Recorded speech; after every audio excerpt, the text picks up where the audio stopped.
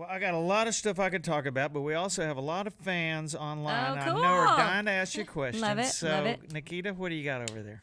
Janet wants to know what you like to do when you have downtime, time off, away from music. All right. Well, Janet, I was almost named Janet. My grandmother's name was Janet. Cool. And my aunt had a daughter 2 months before me and named her Janet. Was that Jana or Janet? Janet. Janet. Okay, Yeah, you don't good. hear that name very much. So I was almost Janet Crow.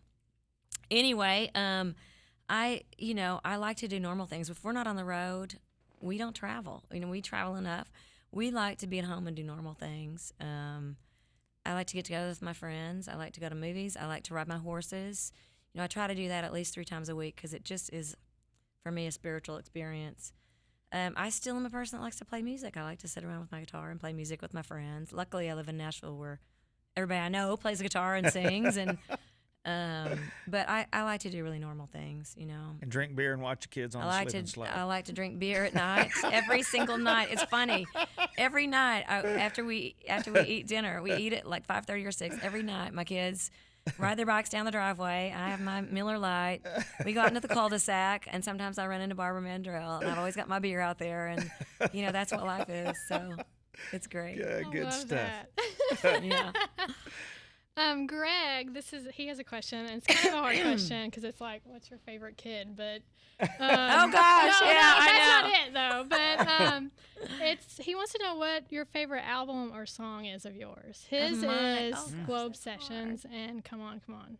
Wow, that is awesome, Greg. I love that. It is hard to pick a whole album because 4 or 5 of those records in there I produced, and so as the producer, it's hard for me to get away from I wish I would have done this, or because you're always, for me at least, I'm always learning, and I'm always learning new ways to make things sound better and more interesting. And I some of those things I listen to and I go, oh, I know more now. But I would say that probably one of my favorite songs to perform is off that record. And one of my favorite songs that when I hear it on the radio, I'll actually listen to it and not turn it off is My Favorite Mistake.